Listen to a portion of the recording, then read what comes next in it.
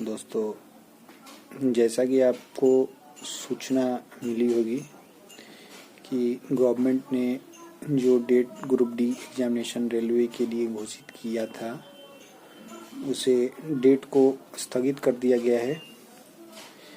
इससे हमें क्या मालूम चलता है? देखिए, कुल मिलाकर गवर्नमेंट की यही नीति थी कि किसी भी तरह से इस एग्ज़ाम को आगे की तरफ खींचना था, इस पेपर को समय टालना था। इसीलिए CBT 2 लाने के लिए भी प्रावधान किया गया और यही वजह था। लोग प्रोटेस्ट किए और फिर से ये हो गया, उसको बढ़ा दिया गया। कुल मिला के लोगों का ये वो था, गवर्नमेंट की ये नीति थी कि किसी भी तरह इस एग्जामिनेशन को टालना है और गवर्नमेंट को बहुत अच्छा मुद्दा मिल गया। लोगों ने तोड़ फोड़ मचाई, इधर उधर हंगामा हुआ, प्रोटेस्ट हुआ और इस तरह से बढ़ा दिया गया डेट को। कुल मिला के देखिए, 19 में फॉर्म आया था, जिस तरह से अभी 22 में हम लोग घुस गए हैं। मिनिमम इसको अभी अब मान के चलिए 2-3 महीना बढ़ा दिया गया। फिर इसको लेकर CBT 1, अगर इसके अनुसार बोला जाता है CBT 1 भी होगा, 2 भी होगा, तो एक बहुत लंबा समय इसको खींचने जा रही है गवर्नमेंट। पूरी नीति बनाई गई है इसको खींचने के लिए। 24 के चुनाव के पहले देखिएगा, निश्चित तौर पर 24 के 6 महीना पहले, 3 महीना पहले सभी लोगों को ज्वाइन करा दिया जाएगा, चाहे कोई सा भी सरकार हो। सबकी यही नीति है, टालना है किसी भी समय हो, चुनाव के पहले लाना है। 19 में भी आया था, चुनाव के पहले आया था डेट। जी सर, चुनाव के पहले डेट आया था कि 1 लाख नोटिफिकेशन आ गया था कि बच्चों को हम रोजगार दे रहे हैं। बड़ी बड़ी बातें की गई रैलियों में और आज देख लीजिए उसको लटकाया जा रहा है। इतने दिनों से बच्चे इतने मतलब सब्र बांध को तोड़ चुके हैं। NTPC का भी वही आपने देखा कि इस तरह से एक बच्चों को 5-5 फेज में एक 1 रिजल्ट जैसा कि डिमांड भी, ट्विटर कैंपेन वगैरह भी चला कि 1 स्टूडेंट 1 रिजल्ट के लिए। लेकिन गवर्नमेंट जो है सुनने को तैयार ही नहीं है।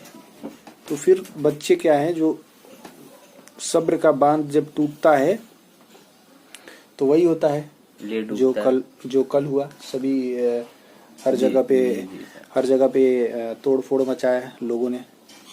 तो खैर ये चीजें उचित नहीं है, करनी तो नहीं चाहिए तोड़ फोड़, क्योंकि गवर्नमेंट की संपत्ति भी हमारी देश की संपत्ति है। ये चीज गलत है। लेकिन बच्चों को एक भीड़ है, इतनी बड़ी संख्या है जिसको समझाया नहीं जा सकता। ये सबसे यंग ब्लड है ना, तो सभी को समझाना उचित नहीं है, नहीं कर पाएंगे आप।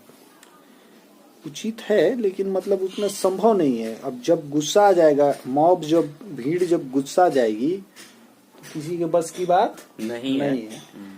तो ये गवर्नमेंट को चाहिए कि जो भी करना है भाई, एक ही बार नोटिफिकेशन निकालो, सही तरीके से उसको लागू करो। मिनिमम 10,000 ही वैकेंसी निकालो। 1 लाख आपसे कौन मांग रहे हैं? हाँ, तो जो भी आ रहा है, जो भी वैकेंसी ली जा रही है, उसको प्रॉपर टाइम से। आपको चुनाव में एक भी समय दिन लेट नहीं होता है। चुनाव जब आता है एकदम नहीं, ना पोस्टपोन होता है ना कुछ होता है। कोविड के समय में भी चुनाव कराया जा रहा है, ठीक है, लोकतंत्र के लिए जरूरी है ना। लेकिन युवा भी जरूरी है, ये रोजगार भी जरूरी है। ये देखिए, बाल दाढ़ी पकने वाला है, दाढ़ी मेरा बाल पक गया, तो कहने का मतलब ये मेरा शादी टूट गया। तो ये कहने का मतलब है कि भाई बच्चों का जो है सब्र का बांध जो है टूटता जा रहा है।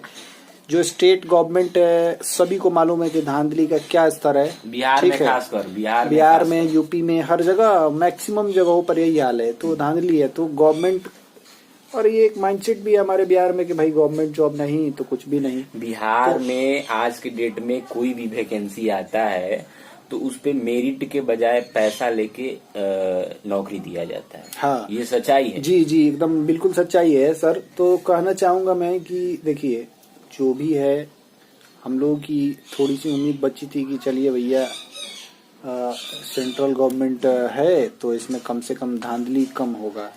तो गवर्नमेंट ने भी ठान रखा है कि भाई इसको खींचना है चुनाव को 24 तक ले जाना है। 24 के 6 महीने तक देखना, ये पक्का करा देगा। एकदम 2 महीना में नोटिफिकेशन ला के सब करा देगा, लेकिन जॉब भी दे देगा। हाँ ठीक है। तो यही हम लोग, ये बहुत बुरी चीजें हैं। गवर्नमेंट को चाहिए कि भाई हमारे बच्चों का भी वो जी जी जी सर। सुने, सभी युवाओं का ध्यान रखें, नहीं तो जिस तरह से हरकतें हो रही हैं रोडों पर, सब्र का बांध अगर टूटा लोगों का तो उससे भी स्थिति खराब हो जाएगी और कोई कुछ नहीं कर पाएगा। इसलिए आप प्रॉपर टाइम से जिस तरह से चुनाव कराते हैं, मांग यही है हम लोगों का, तमाम छात्रों का, हाथ जोड़ के निवेदन है आपसे कि कृपया आप बच्चों के भविष्य के साथ ना खेलें।